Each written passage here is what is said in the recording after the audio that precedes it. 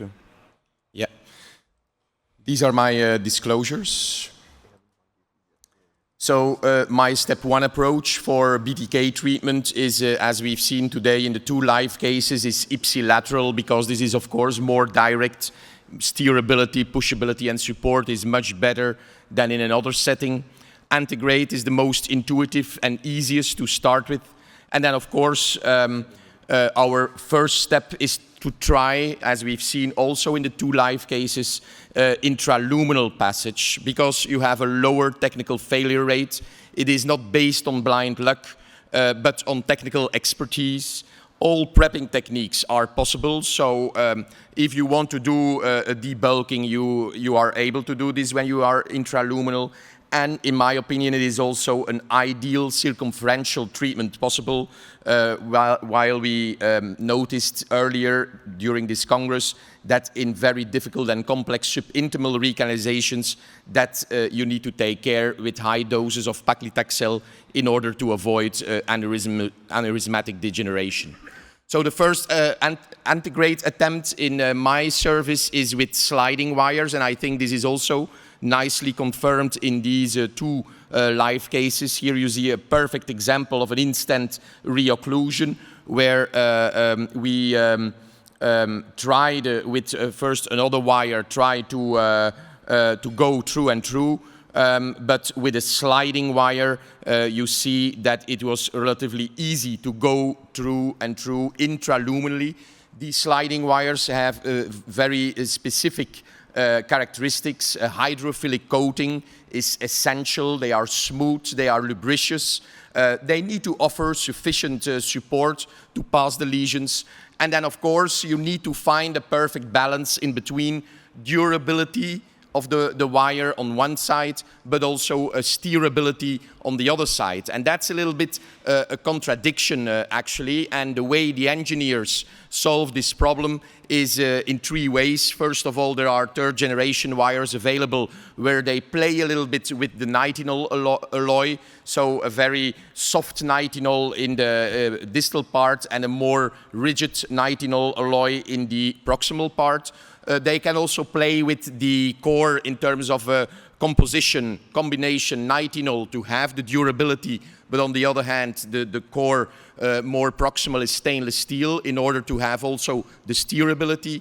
And then of course, in my opinion, also a very interesting technology are the fully stainless steel wires, but with dedicated core technology and protected to have also the durability by spring coils. And here you see another example of a hydrophilic, very lubricious wire passing a lesion in the tibiofibular trunk and the peroneal artery without any problem. Here that's another case of Roberto, where you see he was using a sliding wire actually, and this sliding wire was running very smoothly intraluminally all the way down to the foot. And this was completely thanks to the hydrophilic coating, to the lubricious aspect, and also to have sufficient support. You don't see immediately a supporting catheter. The wire itself is supportive, it is durable, and of course also very important steerability. And you see that all the way down through the lumen, this wire is sliding up to the level of the ankle. Of course, a perfect example of a sliding wire, and we've seen it used in the 2 live cases, the gladius wire. For at least the distal half of the below the knee, we prefer an 014 platform. In the proximal half, you can discuss about an 018 platform.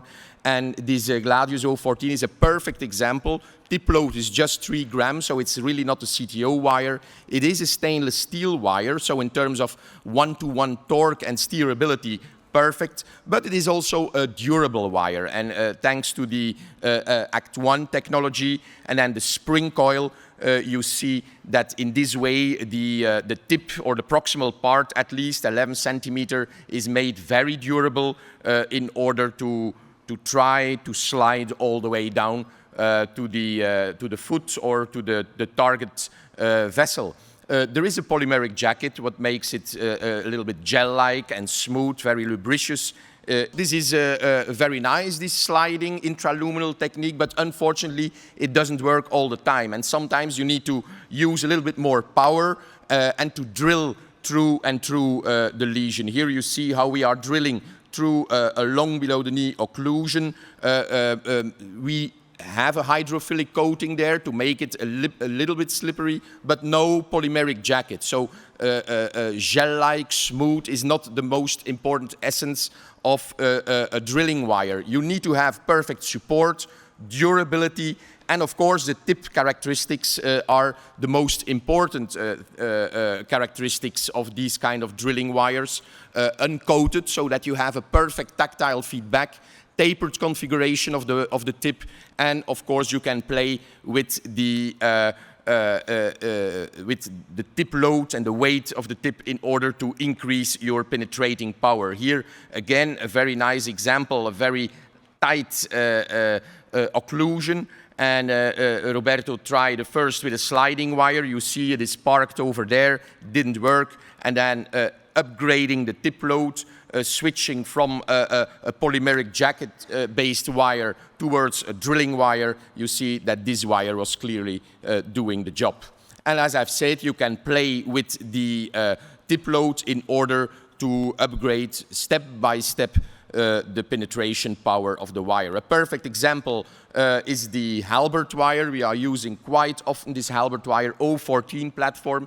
We are speaking about a 12-gram tip load, and I like this because it's a perfect balance in between the 2-3 grams of the sliding wire and then the very aggressive, for instance, Astato wires, where we are talking about 30-40 gram tip load. So a perfect in between. Also with Act 1 technology, so durable wire. And important here is the round core, so that there is no whip motion. The majority of the wires, they have a flat core, and so every time when you try to steer it, you see that you have this whip motion. Here with the round core, there is a very good torque response. And then if you want to be a little bit more aggressive, you taper the tip and you grade up the tip load even up to 40 gram in the case of the Astato 40.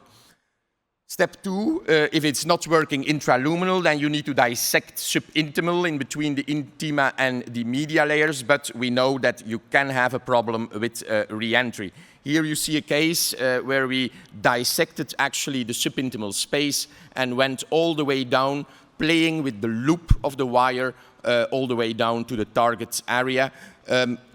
The properties, the characteristics of a dissecting wire: hydrophilic, it needs to be lubricious and smooth, durable, because you make a loop and you play with the length of the loop, and it needs to offer you sufficient support. A perfect example of a type of a guide wire like this is the Gladius MG 14, extra support, so it has a very strong push force, high lubricity thanks to the polymeric jacket. There is the Act 1 technology, and the most important thing, there is the micro gap for narrow looping. And here you see on this curve in purple color, the Asahi Gladius MG, where you see that there is a very soft tip, but then all at once very steep increase of the curve in terms of rigidity or support, what is clearly reflecting this micro gap that is present at the tip of the wire. So the take-home messages of this short presentation: my first approach to below-the-knee disease is ipsilateral antegrade intraluminal. I use sliding or drilling wires depending on the type of lesion. If this approach fails, an antegrade subintimal recanalization is the next step. The dissecting wires are the tools to do an efficient subintimal pass. Thank you for your attention. Now, can we come back to Amagasaki? Osamu?